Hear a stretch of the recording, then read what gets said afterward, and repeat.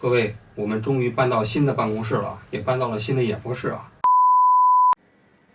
行，那您现在动一下吧。现在就是永远跟你看，我这不是侧一下吗？哦，你点后边就不行。您试试起来，然后往后退半步呢。跟的。然后您再推到墙，背靠墙。OK， 这把应该没问题。这没问题了。各位，我们新的办公室和新的演播室啊，终于开始启用了啊！我先给大家介绍一下我们新的办公环境。这就是我们的办公室啊，这门口有一个绿植，这边是有一个会议桌，这将来收拾好了之后啊，我们可能会在这儿开会。这是一个小的屏风，将来我们会把这儿做起来。这是我们的门，这儿呢是一个冰箱，我们平时放点咖啡啊、茶呀、什么之类的啊。这面就是我们的办公区了。其实我们刚才看到的是会客区啊。办公区呢也很简单，这面呢是有2个甲级电脑，就是我们的编导啊，平时在这个地方工作啊。然后这面呢是2排办公桌，有几台电脑，有打印机啊什么之类的啊。这面的墙上我们装了一个小黑板，就是会弄一下我们的播出计划呀什么之类的。这面就是有一个洗手间，洗手间就不给大家看了啊。这墙上有一个电视，你看我们买的还是海信的。我们虽然在海外啊，我们还是希望能够支持国货。大致我们的办公室就这样啊。话说我们这新的演播室和新的办公室啊，从今年4月1号开始啊，算是正式租了下来，到现在已经基本过去了5个月的时间。这中间也是一波三折。这个办公室啊，我最早是今年1月份啊开始申请的。在申请这个办公室之前呢，看中过另外一个办公室。那个办公室呢，实际上比这个更理想，比这面积大一些。我们现在这个办公室啊，一共是80平方。当时看中的那个办公室呢，有110平方啊。但是呢，我们租的时候啊，人家就问我们说：“你们这公司里头有没有外国人呢？”那我们也不能撒谎啊，就跟人说有外国人啊，说有外国人就不租了。当时我听了之后啊，一脸迷茫啊，因为我觉得日本这个国家虽然它也是发达国家，但是它跟美国和欧洲啊，确实还是有很大区别。你就比如说租房子这件事情，很多日本的公司啊，在租赁房子的时候，明确就写在那纸上说不租给外国人。但是我们这个公司啊，它还规定，你看有外国人在这里工作都不行。这实际上说白了，这属于歧视啊。如果你要认为外国人在租房的过程中间有风险，你可以通过比如说保证公司啊、担保人呢这些方式，或者说你可以审查这个公司是不是靠谱。但是日本不，他很多人在租赁的时候就明确说不租给外国人。当时我们提交了很多这样的资料，人根本不看，就是不租给外国人。后来就开始找另外一个办公室啊，找来找去就找到了现在这一家。今年1月份的时候啊，看中了这家房子啊，然后就开始提交申请。这中间差不多花了3个月的时间才租下来。现在这个房东啊，让我们提交很多资料啊，甚至把我过去在中国的很多资料都提交上去了。中间有一段时间我都怒了，我说我这是租房子，你这个调查给人感觉像共产党的国安系统在调查呀！你要这资料干嘛？我就是租房子，你只要考察我公司里头有没有盈利能力，我会不会拖欠你房租？一旦拖欠房租的话，我给你找的保证人是不是可靠，不就可以了吗？你查我们那么多资料干什么呀？最后我就跟他说，你爱租就租，不租拉倒。然后后来呢，他其实也租给我们了。就是说，在日本租房子真的是一篇血泪史啊！以后有机会给大家慢慢讲啊。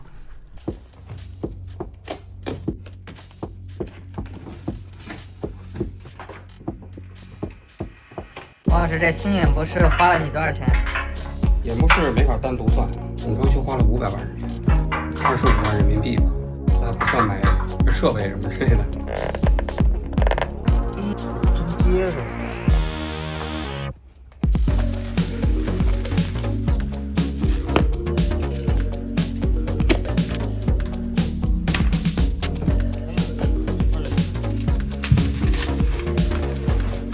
晒出来一个。您这趟旅游晒的可真是有点黑呀。这现在是皮肤都是爆的，我这肩膀皮肤上全都爆，又疼又痒。这个真是没经验。您说2句话呢？嗯，好，有。有吧？租下来这个房子是4月1号啊，到我们现在用这个办公室将近5个月的时间。一开始刚租下来的时候呢，我找了一家日本的装修公司设计师，搞得很仔细啊。设计完之后啊，我问他，我说你这房子装修大概需要多长时间？他说需要6个月。我一听就懵了，我说6个月，我们这个小小的团队是吧？我们还希望马上能够进到这个房子里办公，因为我们这房子是一个毛坯房啊，当时啊，所以它需要做基础装修。但是你也不至于搞6个月的时间呢。我知道日本人干活细啊，这个装修动不动搞100年大计，但是你想想，我们这个小公司没打算在这个地方办公100年，我们就打算办公个3、5年，我们再搬家搬到一个更大的地方了啊！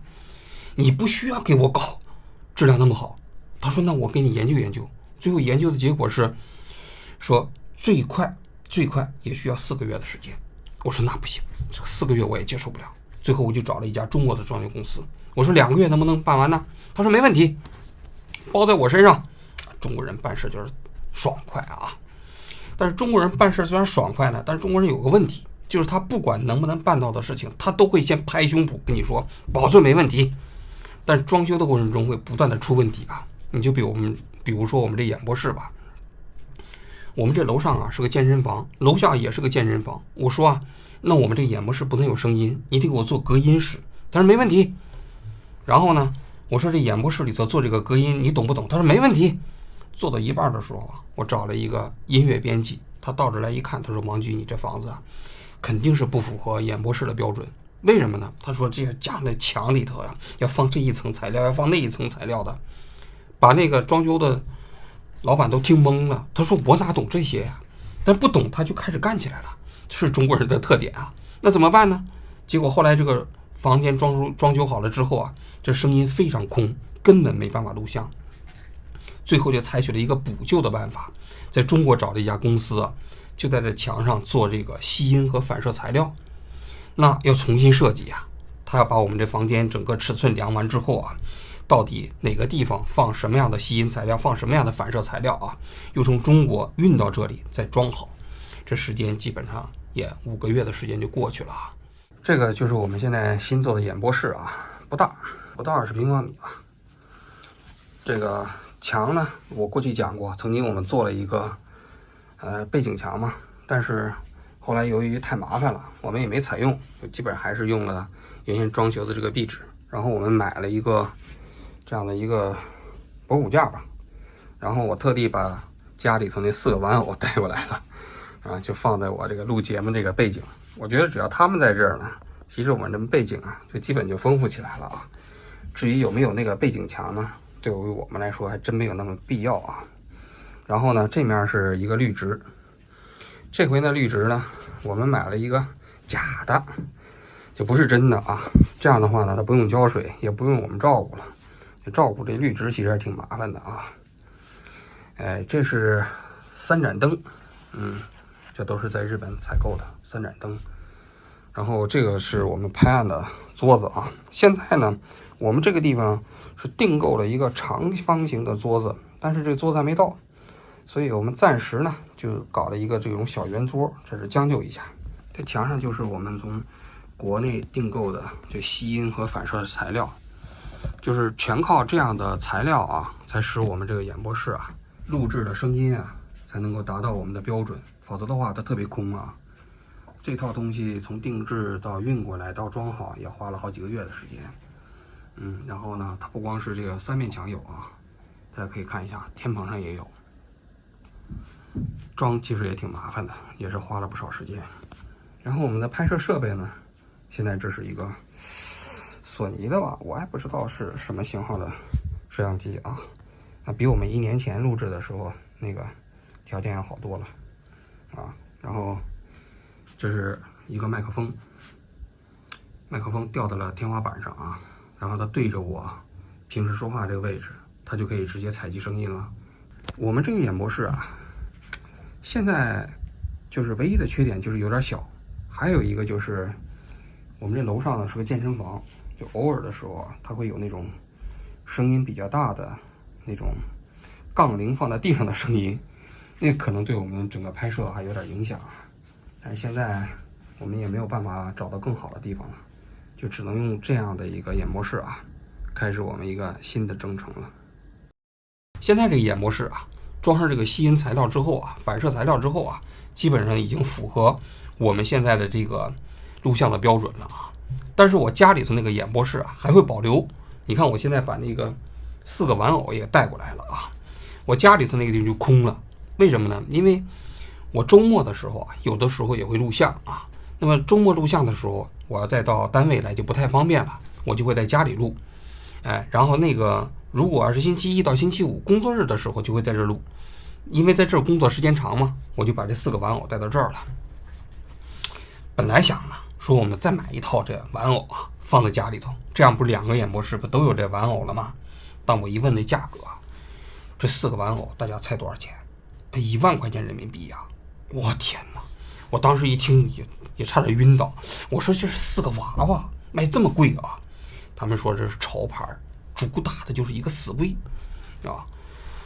我觉得太贵不值当，就不买了啊。所以家里头因为那个演播室也不经常用，所以呢，以后您看到我家里录像的时候，可能就没有这4个玩偶啊。搬到这个地方啊，等于我们过去15个月的第3次搬家。我这个节目啊是2022年的5月2号，这日子我至今还记得啊。一开始是在我朋友家的一个小书房里录的啊，在那儿录了3个月，中间还去了乌克兰。从乌克兰回来之后啊，就搬到了我租的房子里头啊。从8月1号开始到今年的8月份，应该说差不多录了12个月。现如今呢，又搬到了这个演播室啊，搬到了这个办公室啊。我为什么要坚持做一个办公室，要做一个演播室呢？虽然这个演播室啊看起来非常简陋啊，这办公室啊看起来也面积不是很大，但对于在一个 YouTube 上做新闻节目的团队来说啊，那我觉得啊，那其实还是标准挺高的啊。为什么？就是我在去年10万粉丝直播的时候，我说过一句话，我说我们要做媒体，不做自媒体。什么叫媒体？什么叫自媒体？我理解啊，自媒体基本就是一个人支一张桌子，没什么成本，基本上对着镜头随便聊随便侃，这种内容啊，我不希望做。即便是我们做王局拍案啊，我也这个过程中间也要尽可能搜集更多的素材，然后呢，我们要做信息核实，然后还要做比较好的剪辑，这就需要一个团队。那么这个团队啊，合作在一起啊，它就不是属于我自己的，它是属于我们整个团队的产品。虽然我们人不是很多啊，我们现在大概在这个办公室里办公的啊，大概有4个人，现在正在办签证的还有2-3个人。到今年年底的时候，我们这小小的团队啊，大概就有6-7个人啊。但是6-7个人，它就是一个媒体，它不是自媒体，它就是我们在海外办的一个中文媒体。我有一个目标啊，就是希望我们用王局拍案这样的一个平台啊，在海外创立一家有足够公信力的，让海内外的华人呢都能够获取到可靠信息的中文媒体，这就是我的目标。与此同时呢，我们还有更多的梦想和想法，比如说我们还想做采访，我们现在有了播客了。下一步呢，我们可能还会去到全球各地啊，去面对面采访一些比较重要的新闻当事人，也包括我们一些感兴趣的人物啊。除此之外呢，我们还想做一些新闻纪录片，比如说我在上一次直播的时候讲过的，我们想去拍走线，比如说现在台湾大选，我们想去拍台湾大选，这些啊都不是一个自媒体能够做的事情，它都需要一个媒体来做。现如今啊，应该说啊，我们离这个目标啊正在一点一点的接近。你看，15个月前怎么能想象我一个人以一己之力能够组建起来一个海外的这样的一个中文媒体的团队呢？现如今呢，我们现在有了自己的演播室，我们这团队也建起来了。播客我们现在也建起来了啊。比如说像走线这样的纪录片，我们现在已经开始联系挑选采访对象，比如说台湾大选。现在由于台湾呢对持中国护照的这个海外旅居的华人呢，他不开放，所以我们很早就想去了。因为台湾大选现在大家都知道很热闹啊，这个又是侯友宜啊，又是柯文哲、赖清德3个候选人呐，现在厮杀的正激烈啊，我们特别想去。最近呢，台湾的行政院长陈明仁啊宣布啊，首先会开放在海外旅居的持中国大陆护照的人啊，到台湾去旅行，那我们觉得这是一个好消息啊！一旦开放的话，我们会第一时间过去。我的想法是，先去3个政党的总部，有民进党啊、国民党啊，还有民众党啊，3个政党的总部去访一访，去看一看，看看台湾的这些政党是怎么运作的。对于一个中国大陆的人来说啊，台湾的政治啊，既感兴趣，也多少有点神秘。我就带大家一起去看一看现在正在选举时期台湾政党的运作形式啊。除此之外，我们还想访问台湾的一些政党候选人呢，还有一些政治的一些这个操盘手啊，政党的一些主席啊等等啊。所以啊，当我们这个团队建起来之后啊，有那么多的事情啊，我们可以做，也想做啊。所以呢，我就觉得啊，我这过去1年前给大家许下的这么一个诺言啊，已经开始正在慢慢的接近。不管怎么说吧，我觉得我们之所以能够慢慢实现自己啊心目中这样一个小小的理想啊，有一点非常重要，就是离不开各位啊过去1年的支持啊。想当初我在一开始做拍案的时候啊，就是我一个人，但是慢慢的呢，随着大家对我们的关注啊，我们这个节目的影响力啊在慢慢的扩大，所以我也希望在将来啊，各位能够给我们这个节目更多的支持。我相信只要是各位啊能够给我们不断的支持啊，未来我们所有在镜头面前我给各位许诺的这些事情都会实现。好，今天啊，因为我们刚刚休假回来，演播室还有很多系统啊要不断的试，要调试啊，所以今天呢我就不跟大家讲太多内容了啊。我们做完节目之后还会不断的调试这些系统，从明天开始我们拍案就算是正式开始恢复了啊。感谢各位的收看，今天我们就讲到这里，谢谢大家。